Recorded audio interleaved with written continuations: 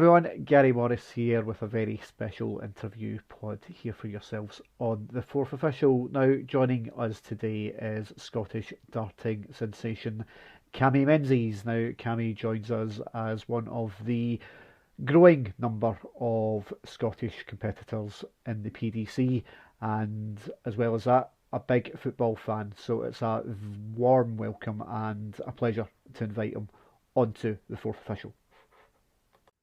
Cheers, mate. Thanks for having me on. No, it's a pleasure, and it's great to have someone on that's got a kind of multi-sport kind of background, and that's part of the kind of reason why we were so keen to try and get you on. Now, as an avid darts fan and someone that watches pretty much anything that requires arrows being thrown at a board, obviously I was very keen to watch you in the Worlds last year, and as you're starting to kind of claw your way up the rankings, and just talk to us a little bit about your background in the darts world. Obviously, I know you started off in the BDO, and then kind of moved over to the PDC in the last couple of years.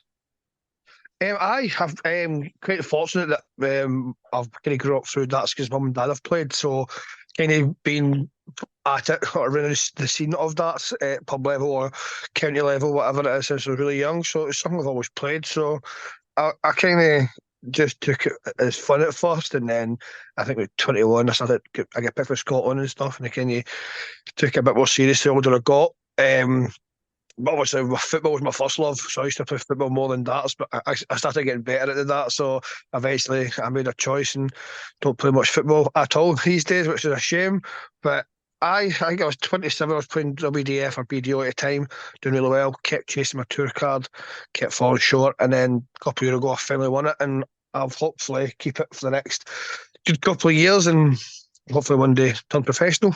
Yeah, it's one of those where every year, well, certainly from my standpoint, and obviously I'm a casual viewer, but someone that enjoys watching it, the standard, particularly in the PDC now, even getting into like the top kind of 64 in the world. Obviously, I know currently you're ranked at 52, which is a kind of high for you. But that top 64 is absolutely jam-packed full of absolute quality. And to get through something like Q School, which I know you did back in 2018, that the caliber of people that even can't get through Q School these days is actually quite frightening. Oh, it is. It's because there's money to be made these days. And the way the PDC have done it, it's like golf. There's a challenge tour, there's a development tour, there's a women's tour, there's all these different tours and stuff. And it gives people the chance to play, not maybe the top level, but just a level below it. And it gives them that little kind of oomph to try and push against the best. And it's kind of same what happened to me. I played challenge tour for a few years, and I was sitting high in that for a couple of times and just missing out getting the tour card into the pro tour. So it gives a lot of players the incentive. Plus, you get invites to play against the big boys and stuff. So, it's the darts nowadays is getting it's bigger. The standards getting better more consistently because there's more opportunities, and it helps obviously what Luke Littler done recently as well. It's just like the whole global thing for darts at the moment is definitely going in a positive direction. So, it's a lot of guys below me in the rankings who are professional kind of thing, don't work. I've took the risk. I don't feel at this moment in time it's comfortable yet doing the risk kind of thing. So too many bills to pay. So I'm happy working and playing darts at the moment. So that's kind of where I'm at with it. Yeah, and talk to us a little bit. Obviously, we saw Luke Littler had such a breakout year at last year's Worlds, and is kind of the Rockets very much strapped to him at the moment. Aye.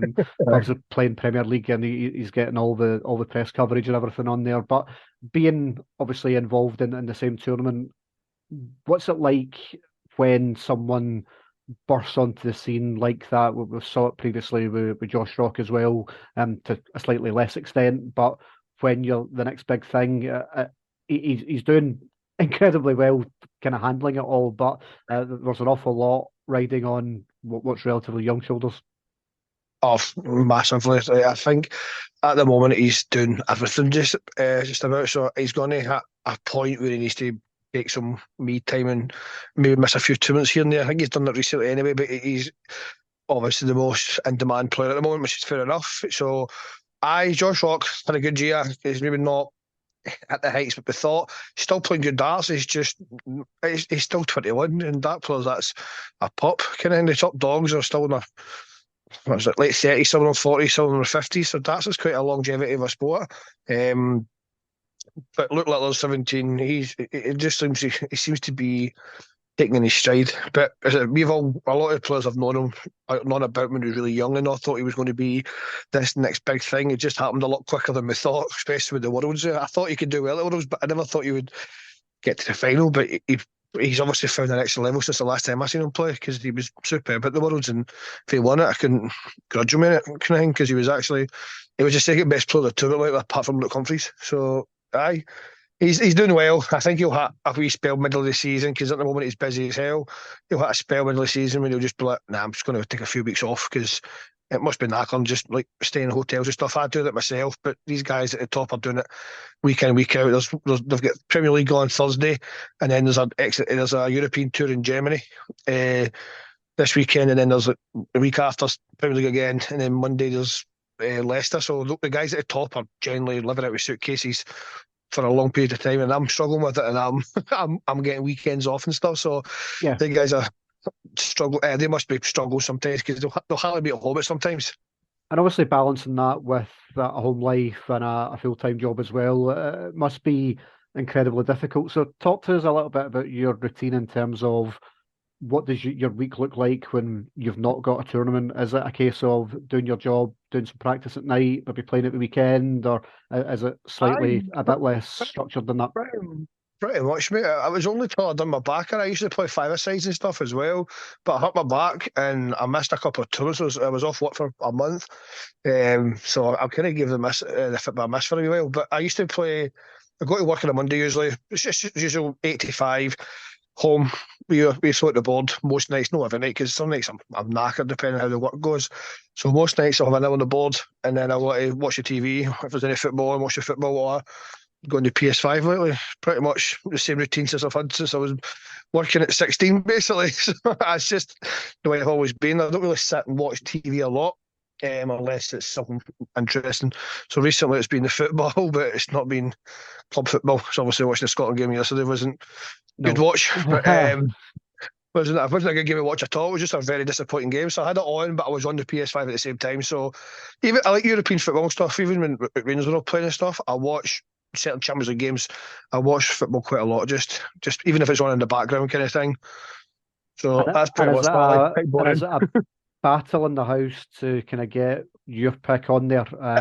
Obviously, I know that there's obviously another famous person in the household that we won't go into in a lot of detail. But how involved are they in your other love that when you're not talking darts?